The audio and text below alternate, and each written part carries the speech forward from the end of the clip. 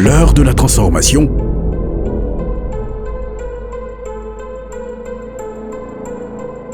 Une émission de l'Hôtel du Dieu vivant.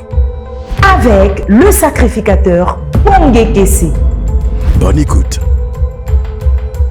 Il est là! C'est il est là! Où le changement va s'opérer! Il est là! Où la prophétie va s'accomplir! Pour la nation et pour l'église en Côte d'Ivoire! Parce que Dieu a trouvé des hommes, des jeunes gens, des jeunes filles qui ont péché sur nous pendant les jours.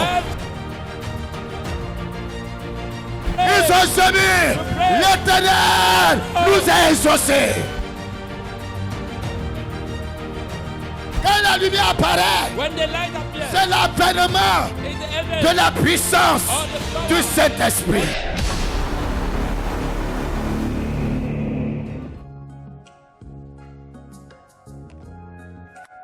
Et il me dit, fils de l'homme, vois-tu ce qu'ils font, les grandes abominations que commet ici la maison d'Israël, pour que je m'éloigne de mon sanctuaire, mais tu verras encore d'autres grandes abominations.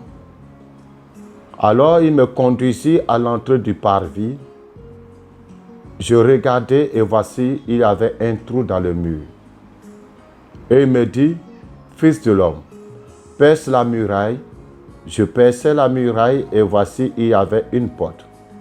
Et il me dit, entre et vois les méchantes abominations qu'ils commettent ici. J'entrai et je regardai et voici, il y avait toutes sortes de figures, de reptiles et de bêtes abominables et toutes les idoles de la maison d'Israël peintes sur la muraille tout autour. 70 hommes des anciens de la maison d'Israël, au milieu desquels était Jaazania, fils de Shaphan, se tenaient devant ces idoles, chacun l'encensoir à la main, et il s'élevait une épaisse nuée d'encens.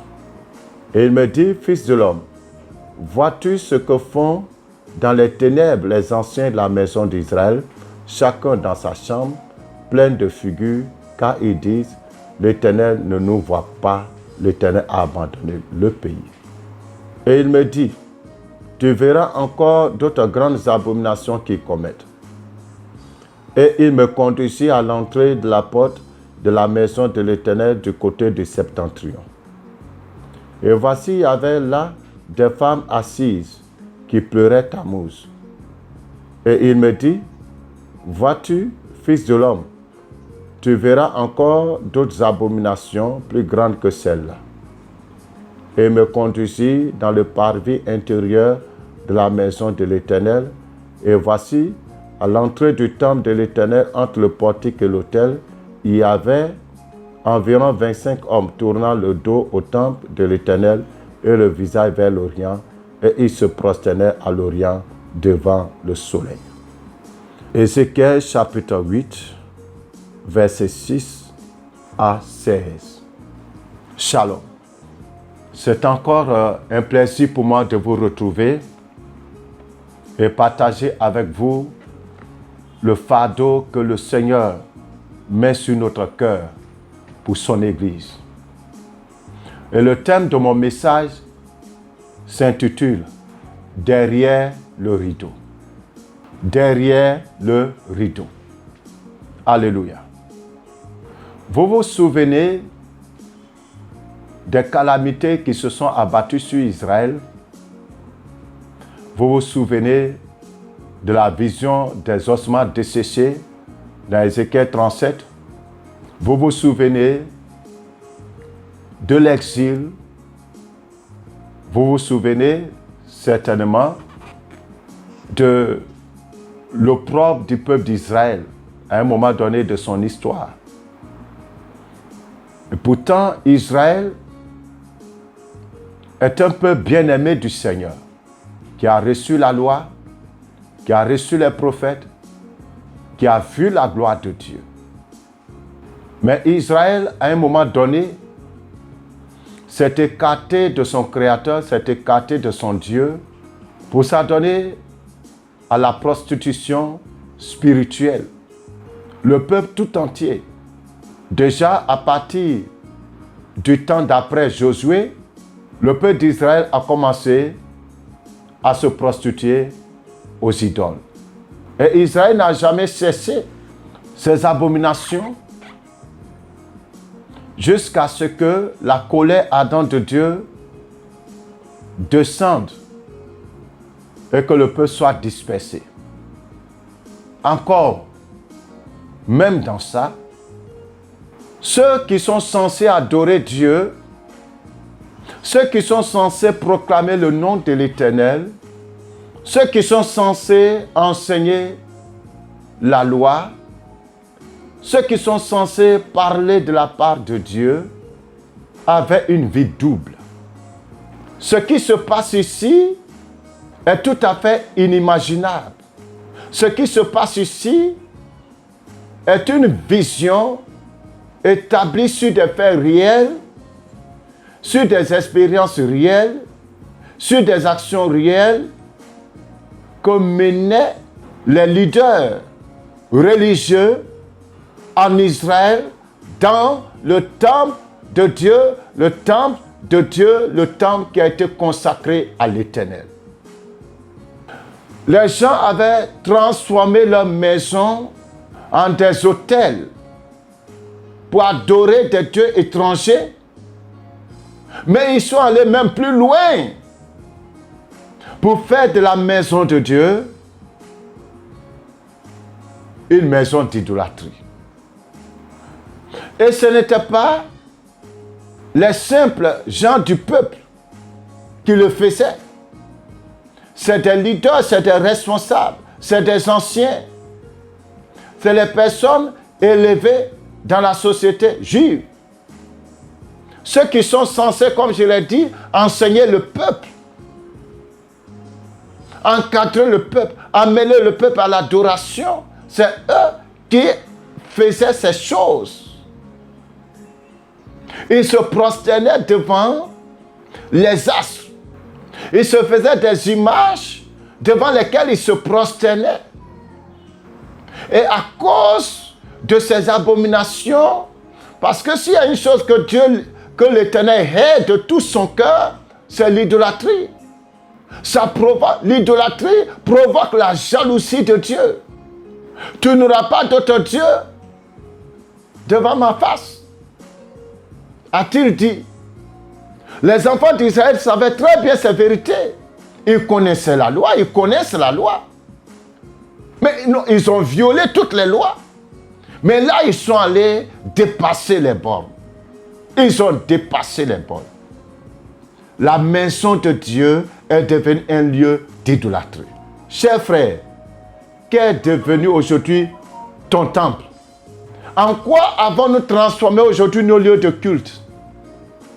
En quoi avons-nous transformé aujourd'hui l'autel qui est consacré à Dieu? Ou bien qui est censé être consacré à Dieu? En quoi avons-nous transformé le temple que nous avons bâti au nom de l'Éternel? Nous avons dit aux fidèles, tu as dit aux fidèles que c'est pour bâtir un temple au nom de l'Éternel. Les gens ont donné leur argent. Certains ont vidé leur compte. Les gens ont fait leurs efforts pour te donner les moyens pour bâtir le temple. Mais en réalité, derrière ce décor, derrière ce rideau, à quoi sert réellement ce temple? À quoi sert réellement ce lieu de culte? Je rappelle le thème de mon message, c'est derrière le rideau. Vous savez, lorsque vous allez à un spectacle, le rideau s'ouvre et les prestataires viennent prester. Ils font leur show, les gens les acclament et après, ils repartent derrière le rideau et le rideau se ferme. La présentation qu'ils font devant le peuple est étudiée. Tout est étudié. Ce sont des choses qu'ils ont préparées. Comment ils vont faire leur entrée en scène et comment ils vont sortir. Comment est-ce qu'ils vont s'adresser aux gens pour faire rire les gens ou pour faire pleurer les gens. ou bien pour captiver l'attention des gens. Ce sont des choses qu'ils apprennent. Ils pratiquent ça. Et une fois que le rideau s'ouvre, ils viennent étaler ce qu'ils ont appris. Mais quand ils quittent là, une fois que le rideau tombe, comme cela est arrivé à un politicien qui ne savait pas que son micro est encore branché et encore ouvert, après avoir soulevé la foule qui l'attendait, avec un discours politique bien rangé, bien fabriqué, ne sachant pas que son micro est toujours ouvert, il a commencé à dénigrer le même peuple auquel il venait de s'adresser avec tant de zèle. Ce même peuple qu'il avait réussi à gagner à sa cause par son discours politique. Manque de peau pour lui, le micro était toujours branché et ouvert. Donc tout ce qu'il disait, le peuple entendait ça. Derrière le rideau, qui es-tu? Cher chrétien, on te voit tout le temps aller à l'église. Chère sœur, la sœur en Christ, la sœur zélée, qui es-tu derrière le rideau? Cher pasteur, ancien de l'église, diacre, chantre, derrière le rideau, qui es-tu? Écoutez-moi, chers amis, ce qui intéresse Dieu, ce n'est pas ce que tu es quand tu es devant le public, mais c'est ce que tu es lorsque tu es dans le secret. Ce qui intéresse Dieu, ce n'est pas le décor que tu présentes. Ce qui intéresse Dieu, ce n'est pas tout ce discours, toute cette prestation bien soignée. Il y a des hommes de Dieu aujourd'hui même, et avant de venir prêcher, ils ont des séances de mise en scène avec leur service de communication, leur caméraman. Il y en a qui se maquillent pour venir prêcher. Ils se maquillent. Mais Dieu s'en fout de tout ça là. Cette personnalité que tu présentes devant tout le monde là, Dieu s'en fout de ça. Qui tu es après le rideau? Quand le rideau tombe, derrière le rideau, qui es-tu? Chers frères, j'ai entendu le témoignage très touchant et malheureux d'une dame qui était maîtresse d'un bishop. Et vous savez quoi? Ce soi-disant bishop, c'est dans son bureau, de là où il quitte pour aller prêcher, dans son bureau, qu'il avait des rapports. Dans son bureau, je vous dis. Mais un bishop respecté, un homme craint, quand il est devant la foule, c'est l'homme de Dieu, c'est le Père, c'est le révérend, c'est l'homme qui parle de la part de Dieu. Mais son bureau est une chambre de passage. C'est là-bas qu'il aligne les femmes. Qui es-tu derrière le rideau? Regardez dans ce passage. Là, les gens enfermés dans le temple qui adorent les idoles. Toi qui me suis, est-ce que tu n'es pas dans ce cas? On te voit avec la Bible tous les dimanches. Tu es présent à tous les services. Mais après l'église, où est-ce que tu vas? Après l'église, où est-ce que tu vas? Tu te retrouves dans les loges maçonniques? Oh! Ces gens-là adoraient les astres. Au verset 16, la Bible en parle. Ils adoraient les astres, en particulier le soleil. Toi, tu adores quoi? Quel astre adores-tu? Quelle étoile adores-tu? Quelle divinité invoques-tu? Quel esprit invoques-tu? Nous avons tellement de féticheurs transformés en pasteurs, d'hommes ténébreux, ayant des pratiques bizarres, faisant appel à des esprits. Ils ont des esprits qui s'invoquent pour attirer les gens qui ont les moyens financiers. Ils ont des esprits qui s'invoquent pour attirer les femmes. Ils ont des esprits qui s'invoquent pour attirer les hommes politiques. Ils ont des esprits et ils ont des pratiques qu'ils font pour chaque cas. Cela ne dépend plus du Saint-Esprit. Le ministère n'est plus basé sur la puissance du Saint-Esprit. Mais ils sont des alliances, ils sont des pactes. Ils sont des adorations très fortes, mais très secrètes. Des actions prophétiques qu'ils font pour tuer la conscience des fidèles, tuer la capacité de raisonner des fidèles. Les gens, ils deviennent comme des moutons. Et ceux qui les suivent sont très très virulents. Il ne faut pas toucher à leur leader, il ne faut rien dire de contraire sur leur leader. Ils sont prêts à te tuer pour ça. Ils sont prêts à te détruire. Quel Dieu es-tu devenu? Chers collègues, de nom, quel Dieu es-tu devenu dans ton ministère, dans ton église? Et chers chrétiens, quelle adoration es-tu en train de rendre? Qui tu adores réellement? Est-ce que tu sais réellement ce que tu adores? Quand toi tu quittes chez toi à la maison, tu te dis que tu t'en vas à l'église adorer Jésus, mais est-ce que c'est vraiment Jésus que tu t'en vas adorer? Qu'est-ce qui t'est réellement présenté? Qu'est-ce qui est caché derrière le rideau? C'est quoi? Il y a quoi derrière ce rideau?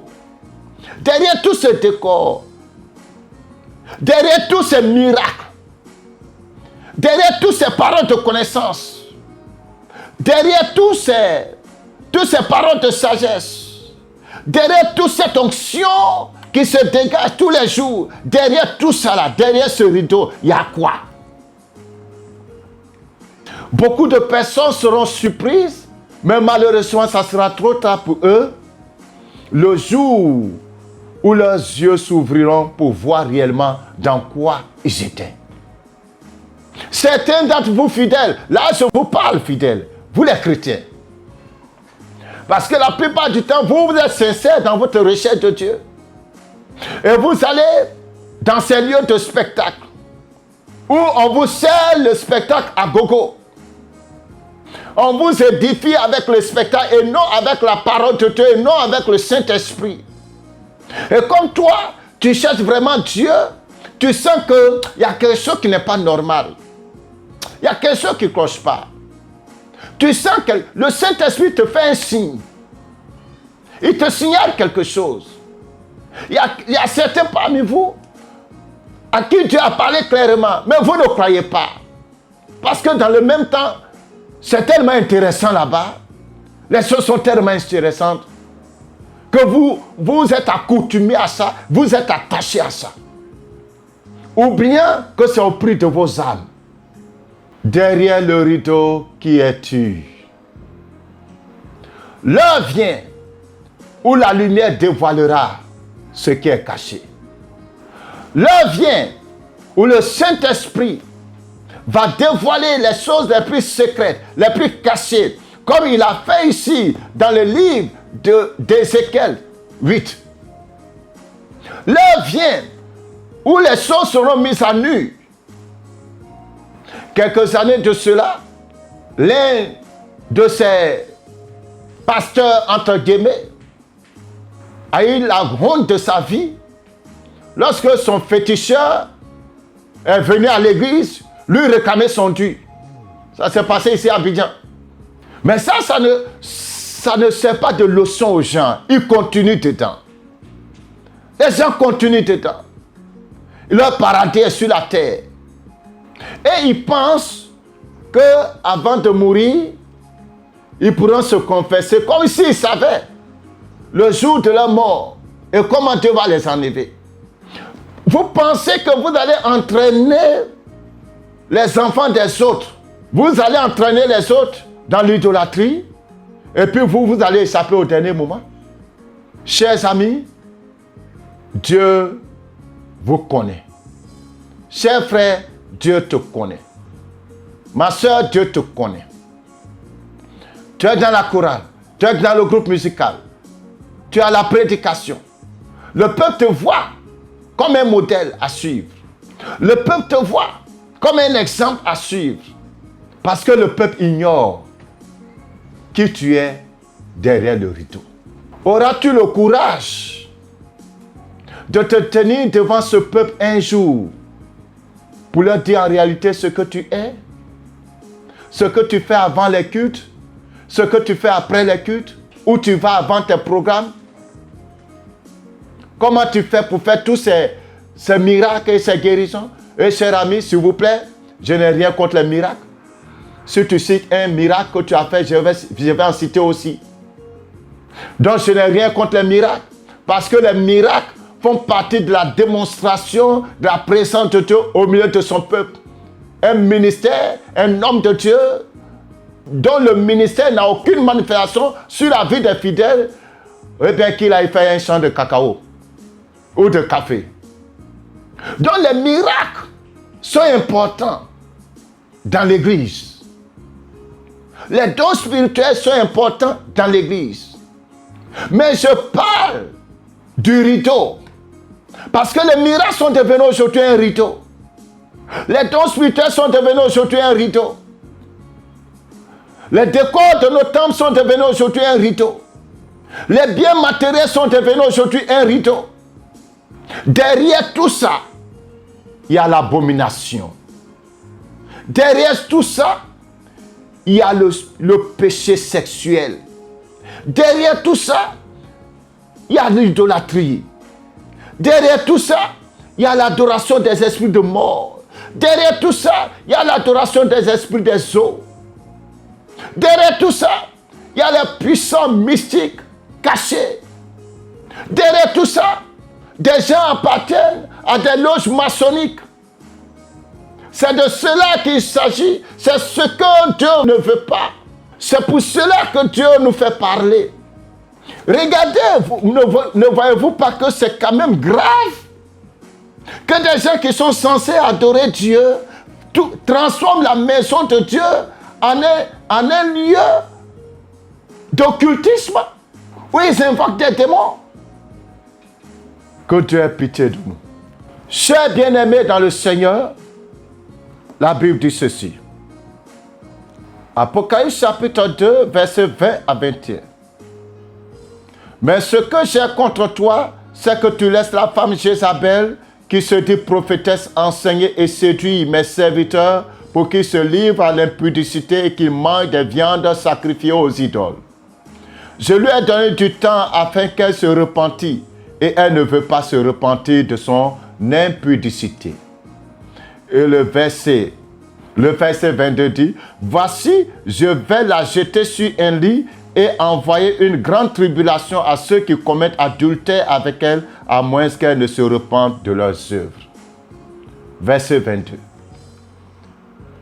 Bien-aimé, le désir du Seigneur, c'est que notre âme soit sauvée. C'est que ton âme soit sauvée. Rappelle-toi que la vie sur terre n'est que vanité. Pendant qu'il est encore temps, chers frères, pendant qu'il est encore temps, chères sœurs, repens-toi. Repens-toi et reviens au Seigneur Jésus-Christ. Dépouille-toi du décor. Revêt-toi du fin lin.